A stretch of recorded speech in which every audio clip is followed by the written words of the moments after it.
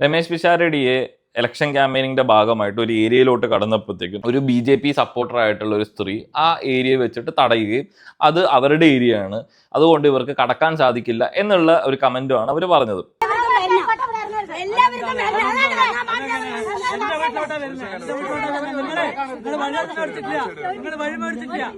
ഒന്ന് ആലോചിച്ച് നോക്കട്ടെ, ഏതെങ്കിലും ഇന്ത്യയുടെ ഒരു സ്ഥലം അത് നമുക്ക് കടക്കാൻ പാടില്ല, അത് ഗവൺമെന്റ് പറയുന്നതല്ല, മറിച്ച് ഒരു ആള് വന്നിട്ട് എന്നെയും നിങ്ങളെ പോലുള്ള ഒരു സിറ്റിസൺ വന്നിട്ട് പറയാ ഈ ഏരിയയിലോട്ട് കടക്കാൻ പാടില്ല എന്ന് പറയുന്നത് എന്ത് ലജ്ജാകരമായിട്ടുള്ള ഒരു കാര്യമാണ്.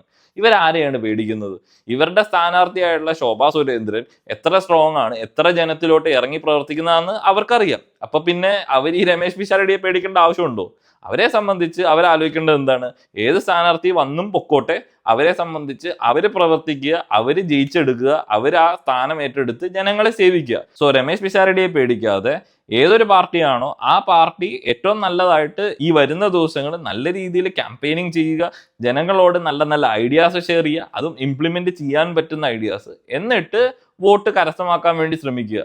ഒരു ജയം എന്നുള്ളതാണ് ഇമ്പോർട്ടൻ്റ് എങ്കിലും ഈ ക്യാമ്പയിനിങ്ങിൽ ഇതുപോലെയുള്ള തമ്മിത്തല്ല്, വഴക്ക് അതെല്ലാം ഒഴിവാക്കിയിട്ട് കുറച്ച് ക്വാളിറ്റി വർക്ക് കാണിച്ചാൽ ചെറുപ്പക്കാരെ സംബന്ധിച്ച് പൊളിറ്റിക്സിനോട് കുറച്ച് ഇൻട്രസ്റ്റ് വരും. നല്ല രീതിയിൽ ക്യാമ്പയിനിങ് ചെയ്യുക, ആ ക്യാമ്പയിനിങ്ങിലൂടെ ജനങ്ങൾക്ക് എന്താണ് ഈ സ്ഥാനാർത്ഥിയിൽ നിന്ന് കിട്ടുന്നത് എന്നുള്ളത് മനസ്സിലാക്കി കൊടുക്കാൻ വേണ്ടി ശ്രമിക്കുക.